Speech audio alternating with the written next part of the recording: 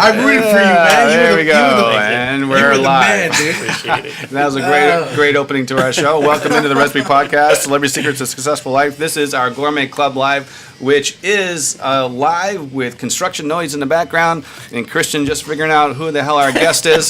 So instead of reading those emails, which have been way too easy, right, to read that one page that we were sent out to you last week.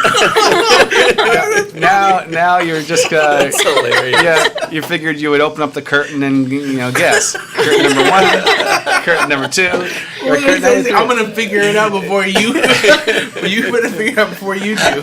Thank God. We're in the Gourmet Club Live, and before we get started, I just want to say hey to the whole gang here. We got Phil Phoenix, podcast audio engineer. Say hey, Phil. Hey, what's up? We got the Bob. Bob is the podcast producer. Say hey, Bob. Hello. And the famous Venus Flytrap, who screws up every intro to every show we ever have. Say hey, Venus. What's going on? And we got Jay Claudel, the video engineer. Hey, say hey, Jay. Jay's in a little bit better mood now. He's starting to wake up a little bit, so he's coming out of his funk. So that's good. And we have a special guest in house, but we're going to get to that in a second. But before we do, let's talk about our sponsors real quick. We have Dunkin' Coffee, our great friend Mills Dunkin', who does an amazing job. Full service tea and coffee. Full service tea and coffee. And he'll come in and take good care of you. Aceway Incorporated, an amazing guy. Ricardo will clean anything that you can imagine, whether it's hotel rooms or office buildings or kitchens. He does an amazing job. And Texas Beef Council, we love them because they love chefs.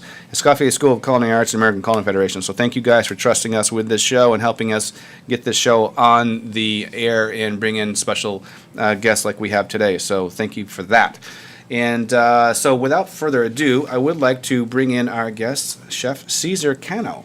Hey, good morning, everyone. Yeah, Happy to man. be on. Yeah, so we just realized now you were on a cooking show. We just figured that out. Yeah, it was Gordon Ramsay's show. Yeah. Master Chef. Yeah. And there was like 4 Houston people that got really far on the show. So I watched it because I was like, these people are in Houston. I was like, I wonder where they're going to pop up. And you knew that I knew the Vietnamese girl who won. She's from here in Houston. She's like has some vision loss, whatever. She's practically blind. She's legally blind, but she won it, and she's from here in Houston as well. I don't want to be ignorant or morbid, but did she just pass? There was someone that was. There was no. She's still. She's very well alive. She's about to open up a place at Bravery Hall in April next month. Christine Hall. The Blind Goat. The Blind Goat. Yeah. Yeah. That's it, Christine Hahn. And I knew her when she could see perfectly. But she knew she was going to start losing. That's why she's losing her eyesight. She saw you. I was slow. I had benzene. I had some benzene with me. And I was like, this is going to get you there in 10 years. I just have some gas here. Just So, Chef, tell us all about this journey. Tell us a little bit about you. It was just one of those things that happens without planning them. It was really random. I had left the kitchen back in maybe 5 years ago, and I became a high school teacher. So I was like, I'm done cooking. It was cool in my 20s, that lifestyle we all know. But in my 30s, I kind of want to do something more with regular business hours. So I decided to go into teaching, and I've been teaching for that was my 3rd or 4th year. And the teacher next to me, Ms. Gonzalez, she would come into my room and eat lunch, or I would go over there sometimes. So she knew I always brought a lunch. I never bought lunch at school. And then she was like, oh, can I try some? So we'd share our lunch and stuff like that. So she's like, oh, that's always really tasty. But she didn't know, I kept my background kind of low key. I was like, oh, I just like cooking on the side. And then she's a huge fan of Master Chef. And one day she's watching the show and she's like, hey, I saw the show last night and they're saying they're having Houston auditions. You should definitely go try out. Your stuff's always really good. And I was like, oh, I don't know. It's kind of not what I'm into. I'd never seen like a full season. I'd seen clips here and there, because of Ramsay. Big name in the industry and everything. So I'm like, oh, I'll think about it. So she sends me the link. And every day, have you filled it out yet? Have you filled it out yet? I'm like, no, not yet. So I finally fill it out just so she stops asking me, because it was a daily thing. All right, let me stop you there for a second. His mic's not on mute, is it? No. Okay. It is on. Yeah, it is. Because we had to run it all the way back. It was muted on accident. Well, I muted it because we were doing our last show. And it was on. So it just sounds a little different. It sounds a little off. But we have to get something out of the way. Are you sweet on this girl? That's the reason I went on the show. I was like, okay, good way to impress. All right, I see what's going on. So definitely, I mean, she was dating someone, but you never know, So I was like, okay, I'll go on this. I'll fill out the application she sent me, and it just became this crazy process. That happened in October of 2017, and I didn't know I was getting flown out to LA till February of 2018. So the audition process itself was about 4 or 5 months. Now, did you have to do a video for that? The first step is you got to go in person. So I filled it out just so she stopped bothering me about it, and then I get a phone call like a month later. It's like, hey, just to remind you, you signed up for this audition. It's at this place at this time. Come show up with in Houston. In Houston, Okay. It was at the Art Institute. Yes. They were using that campus for auditions, and they gave me a time slot because I got there at 11, and it might have been, I was numbered in the 200s. Wow. But they were holding auditions till like 8 p.m. that night. So I'm sure it hit 1,000 easy, 1,000 people that went out there. But I also had a 5K that morning. It was a Saturday. It was with my sister's job. She was like, hey, we're doing this job to raise funds for breast cancer research because one of their coworkers had just gone through that. And, we're trying to reach out, get more people. I was like, yeah, sure, I'll go. But that was in Galveston. So I was like, I got to prepare something that I can take with me to Galveston, like in a little cooler, and then drive straight to the audition, 59 in Wesleyan, and it's still ready to go. So I went with a salad. I was like, hold, and I can plate it in 3 minutes because that's all the time they give you. It's like, you got to show up, everything ready. We give you 3 minutes, you plate it, and that's it. So sure enough, I show up with a salad, and it's a lot of waiting time. You just kind of sit around, and they take you in groups of 30, and everyone plates. And I'm looking around at the other people, and they have lobster tails and racks of lamb and filet mignon, and I didn't even have protein on my salad. I was like, oh shit, well, this is as far as this is gonna go. But they came through, they asked about it, why'd I make it, and they was like, okay, cool. And then they said, okay, we're going to call out 6 numbers. Y'all stay where you're at. And then everyone else, thank you for your time. Thank you for bringing your food. Today's just not your day. And sure enough, they called my number, and then they passed me on to the next round. So it just became these series of tiny little rounds that were always prefaced with, this doesn't guarantee you're going to be on the show. This is just the next process in the auditioning. And then the next step was just straight TV. They put us up in a line. And there's 6 of us, and they're like, if I point to you, just start talking. Just say anything. Oh, my gosh. And if I get bored, I'm going to ring this bell, and then your turn's up. And I was like, oh, shit. So luckily, I was the 3rd one to go. So I was kind of seeing what things interested them and what didn't interest them. And same thing, from those 6, they just cut it to 3, and then those 3 were asked. All right. So give me the 3 minutes. Go. What did you say? Okay, so they were all LA people, right? And the summer before, I had gotten the opportunity to go to LA for this secret art show by this guy named David Cho. And it was invitation only. So I'm like, well, last summer I was in LA. I was at the David Cho show, and that's all I had to say. One of the producers was like, wait, you actually got into that? I was like, yes, I did. She's like, I signed up, and I went through the process, and I didn't get picked. I was like, well, there you go. So we were just talking about how I got into it, what I did. I talked about, and in high school when I rigged my homecoming king election, my friends. So I told them that story, and then that was it. And it was like, okay, 3 minutes are up, and then they moved on to the next person. Yeah. So they picked me from those 6 to come back the next day for an on-camera interview, and it just became that. It's like, send us a video, send us pictures. Can we, some photos of recipes you've done before, or dishes that you've done. And it was always just like every 2 weeks or every month that they would ask for something until they finally called and said, hey, we're flying you out. It's still not a guarantee, but at least you're coming out to LA. And it just kept going. It became like an 11th month adventure. So from start to finish to the first show that you're on, Mm-hmm. Was it a year? No, that was a surprise for everybody, even for themselves, because they normally film and it doesn't get released till a year later. But to the film date, though? To the film date, it must have been 5 months. 5 months? 5 months. From audition to film date, it was 5 months. And then when the show came out was another 8 months after It that? there was a quick turnaround. We finished filming early April, and the season premiere was late May. And how long did it take to shoot that? Because you were a finalist, right? Right. Yeah. Shooting for me was 3 months. 3 months. But we're filming every day, long hours. Every day? Every single day. Holy Yeah. Every day for 3 months. For 3 months, we're getting up sometimes, especially for there's those field challenges where we go off site to do challenges. Those days would start like 5:30 in the morning, and we'd get back to where they were keeping us, the hotel, about 11:30. At night? Mm-hmm. Holy So moly. we're just, sometimes we do two episodes a day. Yeah, so they're long days because they're just trying to wrap it all up. How do they know that the people that are going to be on the show that far in can handle that? They don't. And once I got out there, I was like, okay, there's just food's an aspect of it, definitely. But then there's so many other things that lead to you being on the show, and that's one of them. A lot of people were, husbands, wives, they had children they left at home, and that started taking a toll on them personally, and of course it affects, your performance in the kitchen. So all those things play into all those are factors on how long you stay on, just weighing you on personally. Do they ever kick somebody off during the show that they know, that person came and said, I can't do this anymore? I had heard stories of seasons before, Yeah. but I didn't see it with the people that I was there, because everyone there was pretty determined and wanted to be on there as long as possible. But the people that have been on the show forever, they'd be like, yeah, some people have come up to us and said, you know what, I'm ready to go home. Yeah, kind of thing. Yeah. Yeah, So- it was a good season. So 3 months there. Did they pay you a stipend? So Nobody got paid. Nobody gets paid, and that's another thing. Like, Shit. people left their jobs, people put their Yeah. lives on hold to go be a part of this, and Wow. with no guarantee. So Wow. I'm just like, wow. I was fortunate enough that my job worked around it. They're like, this is really cool. It sounds like an awesome experience. We'll make it happen. Wow. But out there, you're not getting paid. They just put you up. They got you room and board and your 3 meals. So you went right after the gig was over. You went right back into teaching. Yeah, I went right. Yeah, I came back, and I think there was about 2 weeks left of the school year. So I just finished out the school year, went into my summer vacation, and I'm back in the classroom now. What was the biggest thing that happened to you that totally took you off guard? Like, wow, I can't believe this is happening, or you just didn't expect it at all. I mean, the whole thing you don't expect, but what was like the craziest thing you saw during that 3 months?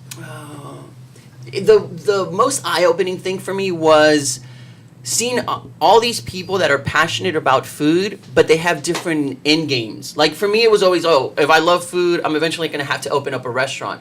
But I met people from all over the country and all of these different backgrounds that's never in their mindset. They never think about opening a restaurant, but they're just as dedicated to the craft and, put as much hours and time into it as anybody else. Like, everyone that was there was either looking to have some sort of YouTube channel where they do recipes, some sort of being an influencer on social media, just going out to events and speaking about it, or doing cooking demonstrations. So nobody there had the goal to become like a traditional chef, and that to me was mind blowing, because all my background was just around that environment. So yeah.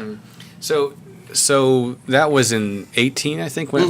So we're in 2 years later now, almost 2 years, a year later. You're my math is a little math with an F. Math. 2019 He used it up on that $50,000, $10 a pop, $20 and That was a good progression, man. yeah. I looked over at Phil. I'm like, are we going to let that go? No, we're not going to let that go. Jumped in on Oh that. shit, man, that's been a rough morning. So 4 years ago, no. So, did it give you the itch to get back in the kitchen, or what? What do you think now? I mean, what's going on? I mean, that was a hell of an experience. It was. Once I left the kitchen, I said, I'm done. And then I would just cook at home, or when we had family get-togethers, I'd help out. Are you still with this girl? Well, that's the thing. We never dated. Okay. Yeah. So I left that school year, and then when I came back, she got a job at another district. So we don't even see each other anymore. Yeah, exactly. That's So sad. the whole time Well, we have a special guest. We're like Oprah. the whole time it was filming and I was gone, I didn't see her, but we still communicate through email or text. So we've remained good friends ever since then. So I went and I was back in the kitchen, and it was back in that pressure, like, okay, you got 30 minutes to get this out, 20 minutes, let's serve it, service. And it kind of brought me back to those days of working the line, and I'm like, man, I do miss parts of this. So now I'm in this kind of crossroads where, am I going to continue with education, or was this just kind of like a reminder or a catalyst to kind of jump back in the industry? And if so, in what form do I want to get back into it? Mm-hmm. So that's something I still haven't resolved. I'm still playing both fields and just trying to see where things lead. But definitely, it reminded me about why I got into it in the first place. Yeah. So you're probably you're gonna at least pick up the next fall season of school. Are you? Yeah, I'm definitely going to pick up the next semester when it starts up in August, next school year, and still debating. Like this summer, I want to do a lot more with food. Like I want to collaborate with a lot of people. I want to go stage at a lot of the restaurants that have been popping up here in Houston recently, just to see if that leads to something, or just to see if it's like, okay, I kind of want to devote another few years to it. I also want to kind of travel around. I don't know if you guys ever saw Paul Gerard's Work the Line. It was like it was a pitch for a show he did, where one cook would work 3 shifts: a morning, a lunch, and a dinner at restaurants he'd never been into, just to see just to show people what it's like to step on the line and not know, and just kind of go with the rush. But it never took off the ground. Like nobody ever picked it up. But there's just like a couple demos out on YouTube. But I always like fell in love with that idea. Can you just show up to any kitchen and kind of hold your own? Yeah. And I want to do that this summer. Just send out emails, send out. We can help you with that. Yeah. Let me know if we can. Help Yeah, that'd you. be cool. Yeah, Come and work some shifts and just show up and just kind of step back into that world and see what it's like again, having been gone from it for 5 years. Now, where's home? I mean, where do you live? What part of town? I live on the southeast side by Pearland in the Beltway. So Telephone and Beltway, that's where I'm at. And I teach at Pasadena Independent School District. I was going to say, is that near the fires down? I've been off work this whole week because of the fires. Yeah, we went in Monday and Tuesday, and Tuesday night we got the email that air quality was not, conducive to having kids going to class. So I've been off since then, and What a mess. It's a huge mess. Yeah, It's yeah. just like every time they try to fix it, more things happen. Like it caught on fire again yesterday briefly. Yeah. So I don't know if I'll be back at work on Monday yet. So Wow. they're still keeping us in the loop about that. For sure. Well, if it's out, what is it? On April, what is it? The tennis tournament? April 6th to the 14th. Yeah, if it's out, if you're still out of school, 6th to the 14th, we can put you to work at the Oh, no. tennis tournament. Yeah, for sure. I'd love that. It's not a true reflection of what we do every day at the work at where we work at, but yeah, we're upside down that week. Yeah, so yeah, I bet. Yeah, Oh, yeah. but so if you're bored, come see us. We'll I'll keep, yeah, I'll What keep do it in you mind. teach? I'm a 10th grade English teacher. Sweet. Yeah. That was my favorite subject when I was in school, and most of my English teachers were the ones that had an influence on me growing up. So when I decided to go back, there was no question that's the subject that I wanted to teach. So while we're on that, my daughter's a first grade teacher, and she's having a hell of a time because the kids are just different today. Yes. And I don't know if I want to say this on the air, but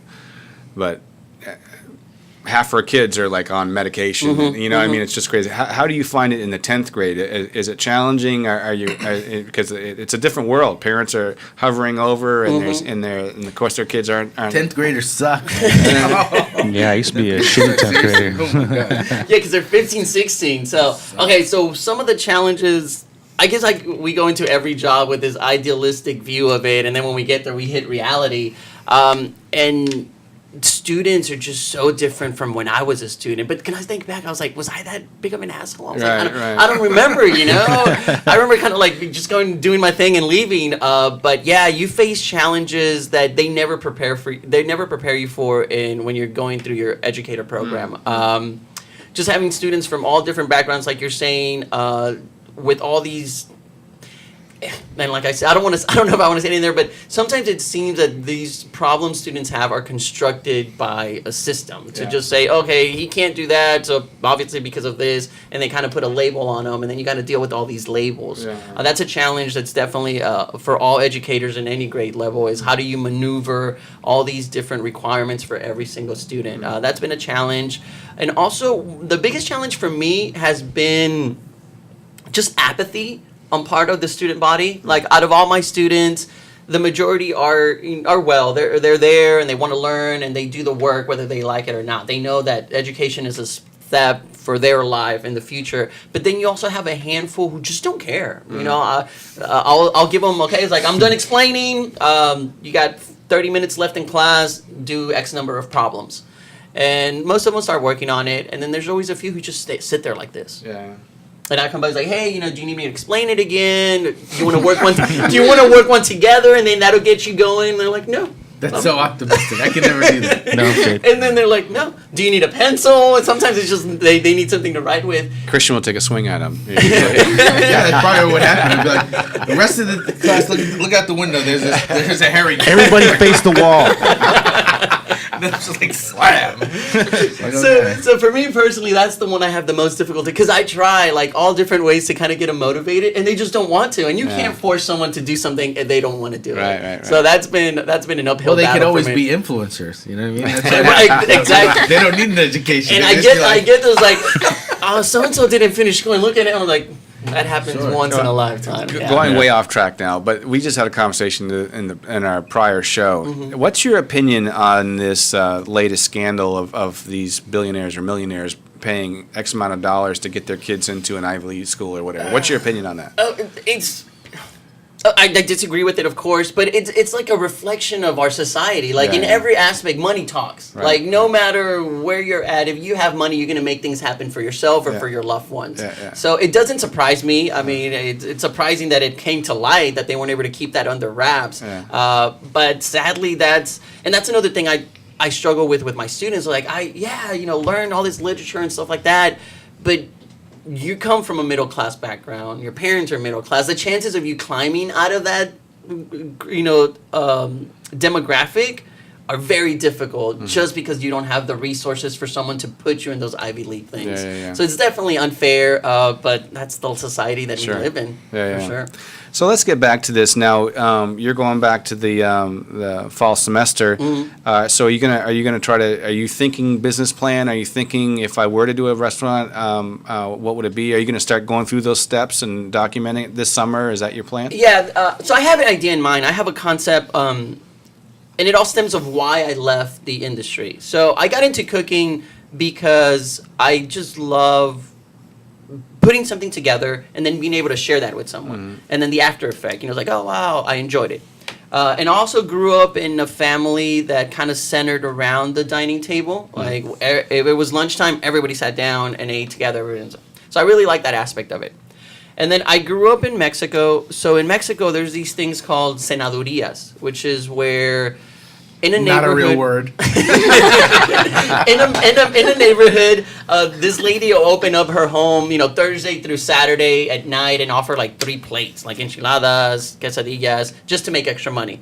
So you go and eat, and then other people from the neighborhood show up, and then you just start meeting everyone because everyone goes to eat at this place. And I really like that concept because it was like strengthening the neighborhood. Everybody knew each other. You kind of build a trust with your neighbors. And then when I moved here to the States, that was probably one of the biggest shocks to me that there's hardly anybody walking on the streets. There's nobody sitting outside in their patio just kind of saying hello. So I miss that. So ever since, before I even went on the show, I started doing this concept where I would do like 6 people at a time, and I just do these tasting menus, and they're all tacos. So it's like 6 different types of tacos, different filling, different tortillas, all that stuff. And I would purposely invite strangers so they could sit and have this experience. And then they'd walk away exchanging numbers and like, oh, what? How would you find the strangers? I would ask one friend that I knew, and I'd say, bring someone that I don't know. So 3 of them would be friends that I knew, and then they would each bring a person that nobody knew. And then they'd start talking food or like, what do you do around town? And then they'd walk away having new friends. So I really like that. And then I was like, I'm going to pursue that. So that's kind of my concept. And that's what and I use the show as a platform to kind of put that out there more. And more people have been coming. Like, I do this because I'm in school. I'm only able to do it 1 weekend out of the month. I do Friday, Saturday, Sunday. But it's always different people from different walks of life that sit down and enjoy this meal. So I really like that. All right. So okay. Fast forward to let's say next year the restaurant's open. How do you bring that to fruition? How do you bring those strangers? I mean, everyone's going to be strangers to you for the most part. But how do you see that come full circle? It would have to be a tiny restaurant. It would have to be like a 10 top or 12 top. I would not have any more than that. Oh. Because there would be a communal table that everybody sits at. Oh, gotcha. Yeah, and another thing that I like about the small concept is how are you going to pay bill? How are you going to pay the bills? That's the problem. Yeah, that's always a problem. And another concept that I like about it, that's why it couldn't be my full-time thing. I would have to still teach and keep that as just like my passion project or my hobby or anything like that, because I still want to be able to prep, cook, and serve everything. And that's how I do it now. It's like my mom, I leave her all the doughs of the tortillas made up, and she like presses and rolls them for me when I'm making fillings. And then my sister works front of the house, so she picks up the plates, drops off the other ones, helps with drinks and stuff like that. So it's like an hour and a half that the tasting takes, but it's really cool. And then everybody that walks away is like, it's just a different kind of dining experience because you get to see it all happen in front of you. I explain why things are there and stuff like that. So it's like, it's really cool because we love to out to eat to restaurants, but it's hard to recreate this experience in a 80 top and a 100 top kind of thing. But how to pay the bills with that? Well, I guess if you were to market it in such a way, seeing the TV world a little bit as you did, that you could possibly, you would have to market the hell out of it so that it becomes so exclusive that someone's going to pay you. And if you did it one weekend out of the year, you probably could get some pretty high rollers in there to have a unique experience that nobody else is getting. Right, exactly. Right? So you could go that angle, I suppose. So this summer, I'm trying to like sink more time into developing that idea more and kind of get it out to the public and all that kind of stuff. Yeah. So if I was to go back into food full time, it would be with that concept. I don't think I could go to, it's not in me to run a 100 top restaurant, 150 people, because what I learned working in the industry for so many years, like, you start out as prep cook, line cook, right? And you're involved with food. That's every day. But if you want to make money, you got to start moving up the ladder and sous chef and all that kind of stuff. But then the higher you move up in the ladder, the farther away you move from the stovetop and from the cutting board, you know? And I was like, I need to make a living, but I still want to cook every day. So it was always that dilemma for me. But I think with this small project and small top, I would be able to keep all those things that I like about it. The menu design, the execution of the menu and stuff like that. Yeah, just a secret of how to make the money. So that's pretty cool. So who tell us about some of the places that you worked at. So you grew up in Houston, right? Yeah, I grew up in Houston. I moved to Houston when I was 7, so this has been home since then. For Did you go to culinary school? I did. I graduated from Art Institute in 2005. Okay. Yeah, so once I graduated... So that's like 3 years ago. Math. I got you. I'm with you. We're on the same page there. So I graduated, and then I just started working. Not bad at all, Chef. Not bad at all. My first job ever was at a Quiznos while I was still in high school. But then I was like, oh man, they want me to work and do homework at the same time. So I quit that Quiznos after one shift. And I didn't work. You want me to clean restrooms? I worked at Quiznos. I would always say, if I got a W-2 from them, I worked. So I got my little $20 W-2 at the end of the year for that one. It's on your resume, too. It's on my resume, exactly. Cool.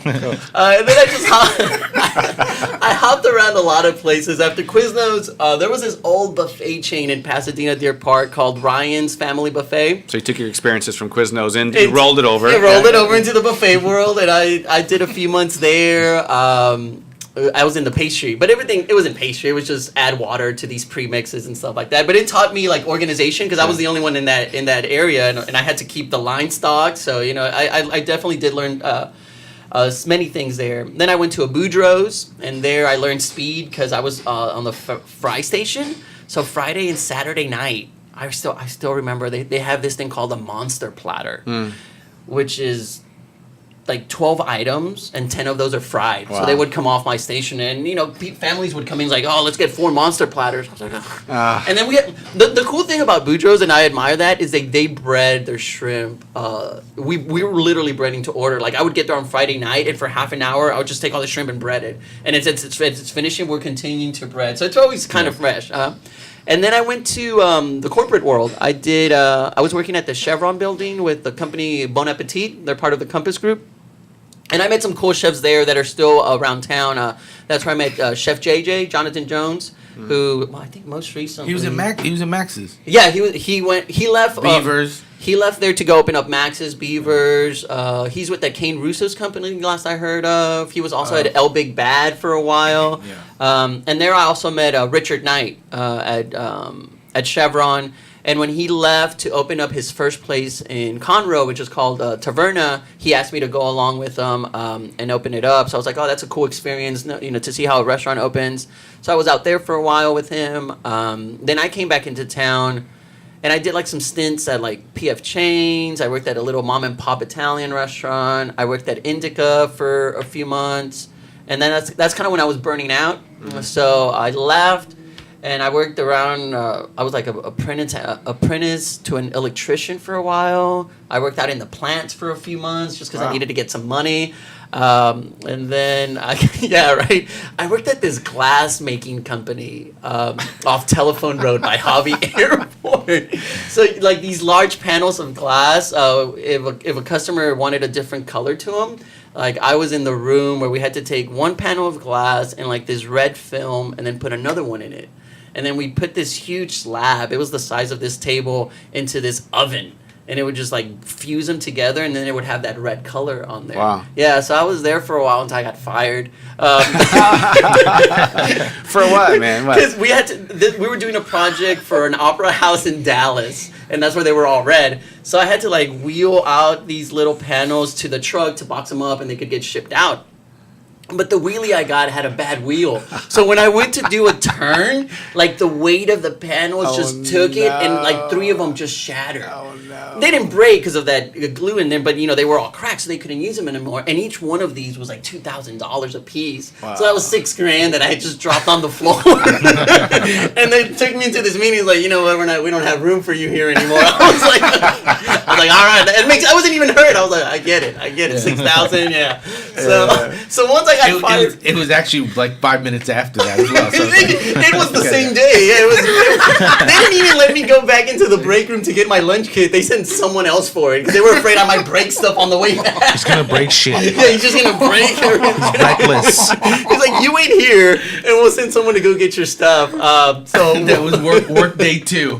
What they should have done is they should have been creative with those pieces, because when they have that kind of marbling break, it's cool. They could put it. You know what I mean? This was pre-hipster days. They hadn't thought about that yet. When you those 3 pieces got sold as art for $1 million. No, exactly. I know. No, that's what you do. Is you go to them. You go to wherever they were selling it to. Who they were selling it to? Up in Dallas. Yeah. So you go up there and say, look, we got these all you ordered, but we have these 3 over here. These are really expensive. These ones here, they're special, and it's a special process on how we do it. But we'll give them to you for around $2,500 each.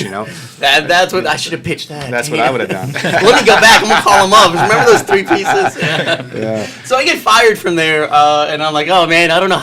It was obvious I didn't know how to do anything else. That didn't work out. The electricity didn't work out. So I was like, well, let me go cook again. And I ended up at Cullen's, which was down on the Clear Lake side. I think that closed up too, didn't That it? closed. That was there for I think about 6-7 years. You didn't break anything there. No, I was, oh, you're there 7 years. Good for you. Yeah, I was there for that was a big run. The longest run I've done, and that's where I met Chef Paul Lewis, who's doing Indianola now, and what's the other Miss Carousel, that 3 concept Vinny's Pizza out in the East End. And with him, I stayed for a while. We stayed there together for a while. He went to work to open up Mazzantini for Chef John Sheely of Mockingbird Bistro, and so I worked with them too for about 1.5 years. But then I had at that point I had already gone back to finish my English degree. So I was just kind of writing out the rest of my cooking career, and I was there at Mazzantini for a while.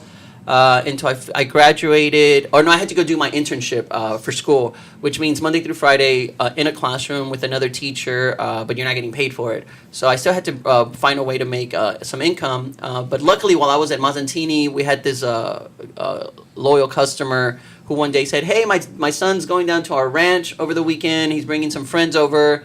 Can you send one of your cooks to just kind of do 3 meals for them?" And they asked me if I wanted to go, and I'm like, "Yeah, sure, I'll go." And that was a really cool. They showed up and like in a black limo and picked me up and drove me down to Corpus. I was like, wow. Yeah. I was like, this is real. So I cooked. I cooked for them breakfast, lunch, and dinner for 3 days. And then when I get back, the son, he called me. He's like, hey, I just wanted to thank you. Friends enjoyed everything. Would you mind cooking for my wife and I and my kids here at Houston? And I was like, look, honestly, I've never done anything like that.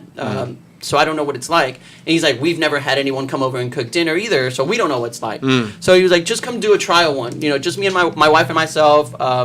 We just need an entree. We don't need a lot. And then we'll talk from there. So they liked it. I liked the vibe.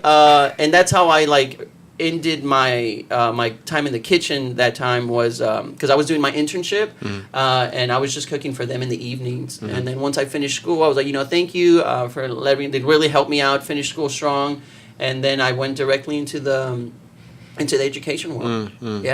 So just hopping around everywhere. Wow, man, you have quite an interesting life so far. Yeah. At any of those stops, did you ever meet a guy named Antonio T. Smith? Not one. Oh, man. Oh, man. So yeah, well, man, I careful know now. Careful. I know what salad you did for that Which one? Caesar salad. I did call it that, but it was not the traditional Caesar salad. Well, it's been super cool having you on the show. Thank you so much, Chef. It was a lot of fun coming on. Yeah, you'll have to keep us posted when the new concept comes out, or we'd love to hear more about it. And I'm working on a all vegetarian tacos menu right now. I'll probably get that out mid-April. Yeah, so because I was doing mixed. Some protein, some not protein, but spring coming and vegetables being in abundance and stuff like that. I was like, I'm going to do an all-vegetarian one. All right, and what are you going to do with it? I have one already I have two that are done. One of them is called the OG Spice Boy, and it's after the contestant Farhan, who was on the show with me. He's of Indian background, and vegetarianism is huge in their culture, so I decided to do one for him. So I do a peach chutney. I'm waiting for peaches to come around. And then I do cauliflower and mushrooms, and I saute them with red onion, serrano peppers, and then homemade curry powder. So you got these menus, but what are you how are you gonna? You say you got these menus ready to go in April. What are you gonna do with them? How are you gonna get them out there? So the way so the way I get them out there is I put it on my social media, and then I give them a link, and then people just come on and sign on, and they pick the day that they want, the time, and the number of guests that they're bringing, and they fill up. I've been fortunate enough riding the wave of being on the show that the times I have posted up, they fill up pretty quickly. So I'm grateful for that. So what is your social media like now? So before so I was being an English teacher. I was anti-social media, right?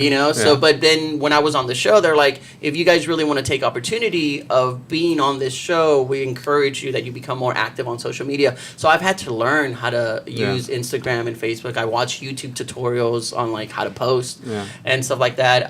But that's a learn because that I realized is a job in itself. It's like posting every day, what to post, who to tag, all that's a learning process. So I'm getting better at it. But definitely, it was something for me because to me it was like books. Read a book. Don't read on digital sources or anything like that. So that's been a huge learning curve for me. So you got a good social media following. Yeah, just from being on the show, definitely. When I left for the show, I think I had an Instagram account just to follow food stuff, and I had like maybe 30 followers that were my family and friends. And then it just coming back from the show just exponentially grew. Yeah. What about Gordon Ramsay? How is it working? He's a cool guy. Yeah. But it just depends. He's like any chef that I work at. If you give him a reason to yell at you, he's gonna yell. But if you're doing what you're supposed to be doing, he'll leave you alone. My favorite moment on the show that never made it on air, because they could tell. Like when I filled out all my information, I told them I'm culinary graduate. I've worked at all these places and stuff like that. And then the first time they saw me, they could tell, like, the way you hold a knife, someone who's been around a kitchen or not. So he started asking me, he's like, so why'd you leave? And I told him the whole thing. I burnt, classic burnout. I was tired of weekends and nights and all that stuff. He's like, oh, okay, cool. And then there's this moment where I have this huge pot of potatoes. And I had to drain them because I was going to fry them up to make them all crispy. And he's standing at the sink doing his TV thing, like yelling at someone, just berating the team captain that I was on because things weren't going right. And then I didn't know he was over there. I was just in my zone cooking. So I have this stock pot of potatoes I'm running with towards the sink, and he's just standing there. So I can't pour it out because he's blocking it. And then he feels me come up, and he turns around at me, and then he turns around at the guy that he's yelling at. And in his mind, he's like, shit. Well, what do I do? So he turns to me and he's like, hey, can you just give me 10 seconds? I'm like, yeah. So Gordon Ramsay asked me to give him 10 seconds to finish whatever he was doing, and then he was going to let me go on and do my thing. So it was really cool to full disclosure, my hands were shaking like for the first week and a half or 2 weeks, where it's just like you're cooking in front of him, Joe Bastianich, Aaron Sanchez. So yeah, it was the nerve wracking. But then seeing them every day for long hours a day, you just kind of get used to it again. So that was definitely probably the biggest honor and privilege to be able to cook things and have them try it out and eat it. Yeah, it was really cool. cool. But And so, you were a finalist, right? Yep, made it to final 3 out of the 24 that got the aprons, and then I didn't take it. Jerron from Kentucky, no, was he Nashville? Nashville took it, but yeah, it was still a super cool experience. You still stay in touch with all those people? Not with all of them, just because of different personalities. You merge more with others, but there was a core about like 5 or 6 of us that became really good friends, and we stay in touch regularly. Yeah, I was out in LA maybe 2 weeks ago. Hanging out with Ralph, who was one of the contestants that lived out there. So yeah, definitely friendships for life were formed from that experience. Yeah, good for you, man. Well, man, you've had such a fun life so far, and congratulations on all your success. Thank you so much, Chef. Yeah, so we can tell that you cook from the heart, and that's always going to win at the end of the day. Thank you so yeah, much. stay in touch with us. We want to hear more about what happens, and then we'll have you back on the show when something kicks, and we'll keep going from there. Thank you so much. All right, it was brother. all fun having you. Yeah, so well, that's another episode of the Gourmet Club Live, ladies and gentlemen. We had a really cool interview today with Chef Cesar, so we appreciate him being on the show. We say goodbye to Venus Flytrap. He's running out the door for some reason. I don't know. Pimps and hoes ball. Yeah, so he's heading out. But thanks for the team. Phil Phoenix and Bob, and thank you guys. And also Jay, thanks for making all the buttons work. A big thank you again to all of our sponsors, Dunkin' Coffee, Aceway Incorporated, Texas Beef Council, the Escoffier School of Culinary Arts, and the American Culinary Federation. We appreciate all you guys for trusting us with the show and for helping us get the show out there. So remember, everybody out there, you're special, you're great. Also, this is the Gourmet Club Live. We want to make sure that you find our recipe unplugged. If you're not getting that, because we moved it, that's the comedy part of the show that we do. And if you're not seeing that show, it's because we moved it on iTunes. So you need to you need to search recipe unplugged in your podcast app, and then you'll get that show back. We have a comedian on that show now. He's funnier than hell. His name is Eric Knowles. So make sure you go search Recipe Unplugged and like that and subscribe it and give us some ratings while we're there. We're working real hard for you to bring the show to you. So make sure you go find that show and get all those shows if you've been missing them. So we've changed it quite a bit. And again, Eric Knowles, the comedian, he's hilarious and he's been good. So thank you all for that. Thank you for following. Go share the show with everybody you know. And remember, you're especially great. Get off your ass and do something today. See you next time.